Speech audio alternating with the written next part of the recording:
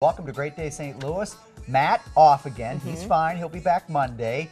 Sitting in with me today is the lovely Miss Turquoise, Laura Hettiger, looking very May Day-ish. Oh, well, thank you.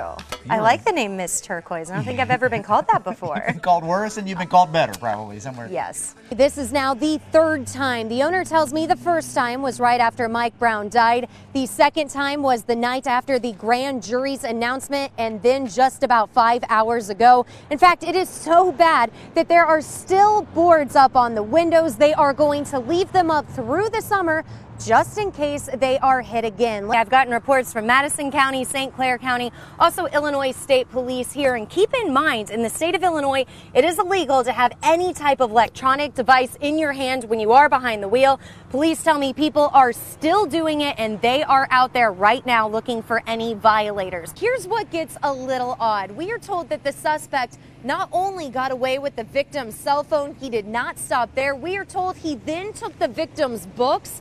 Very bad news considering Washington University begins finals later today. And that is the most important news to pass along. No one was inside, meaning there were no injuries in all of this, and no injuries to any of the about 40 firefighters who responded to this. We are set up at Bryan Road and West Terra Lane. You see that it is still blocked, and I want to walk you around a bit to show you just how close we are to Interstate 70. It is just beyond where our live truck is set up. So if you do take 70, or if you drive on Bryan Road to get to Interstate 70, it is still closed right now. In the last 15 minutes, though, we have seen several firefighters and police officers leave this scene. Hopefully it'll be cleaned up in the next couple of hours. Sometime this fall, we can expect intersections that look like this to look a lot different. I want to explain exactly where we are. This is McNair. Shenandoah is going that way, and then Gravois cuts across them. So the thought is to block some of the side streets. So if MoDOT got their way, they would block that entrance on Gravois where you've seen the green light right at Shenandoah.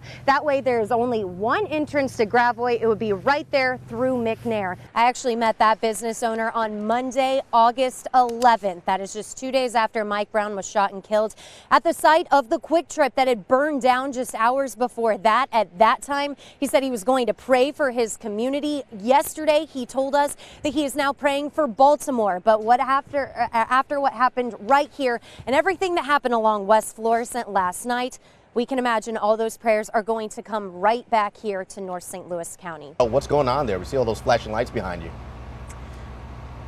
Yeah, a lot of flashing lights out here, Andre. That's because this was a 2-alarm fire. Let's go ahead and show you exactly what is happening behind me. We are right at Bryan Road and West Terra Lane. This is just a little to the north of Interstate 70 in O'Fallon, Missouri. You can see that there are firefighters all over this area, and they are all focusing on the Fine Line Body Art Tattoo Parlor. And how many times have you seen someone doing this, texting while driving? It is illegal here in the land of Lincoln, but drivers are still doing it, and police are ticketing for it. I have details you'll only get on News 4 this morning, coming up next. I have talked to St. Louis City Police, University City Police, and also the police here at Washington University this morning. None of them have any suspect description to pass along to me. However, I've also gone through all the crime logs for 2015 for Washington University. By far the most prevalent crime that happens here is larceny. Up until this point, there were 26, so now it looks like there have been 27 since January 1st. It was just 24 hours ago that we were telling all of our viewers about this, the transportation town hall meeting that was held last night. It sounds like many of you went because you wanted more information on a proposed change about Gravois Road, specifically this 2-mile stretch from Ann to Tennessee. 5 people were arrested. He tells me police were able to take them into custody in that parking lot right across from West Florissant from where we are. And as we come back this way, Chambers Road is just behind me. You notice that a building is destroyed just behind me. I was there the morning after the grand jury announcement when that building was still smoldering. I routinely drive here in the state of Illinois, and whenever I look over and I see a driver talking on their phone or texting while driving, all I can think is, okay, that driver has $75 that they can throw away, because that is exactly how much this type of citation costs. Business owners are feeling watching all of the unrest in Baltimore. Well, hey, good morning to you, Claire. I can tell you the thought is, here we go again. There were looting, fires, arrests, and even 2 people were shot last night. Go ahead and listen to this.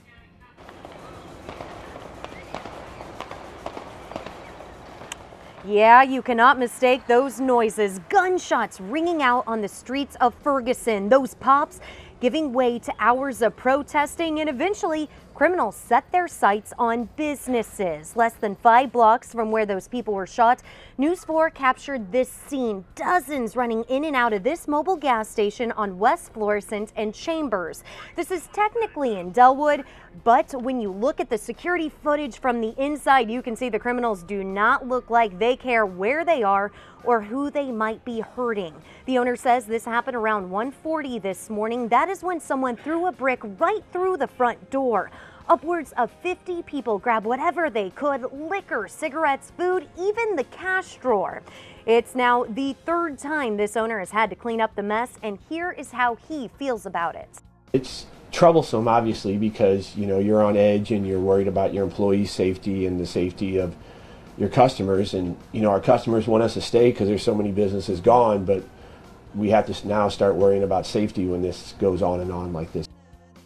I spent hours talking to other business owners in Ferguson yesterday because I really wanted to get a feel of what they are feeling when they see all these similar problems unfolding in Baltimore. At the time, we had no idea we'd be talking about more violence and more looting here at home, but it was really refreshing to hear those business owners say, you know what, things will get better. They are praying for Baltimore, and even though there are a few bad apples, overall, the community is behind them. Back to you. Yeah, refreshing indeed. Need patience in that, getting back to a new sense of normal. Laura, thank you for the... And Laura, thank you so much. Thank you for doing having this. me. You have a great weekend. I Miss will. Turquoise. Thank you. And you guys have a great day. All right.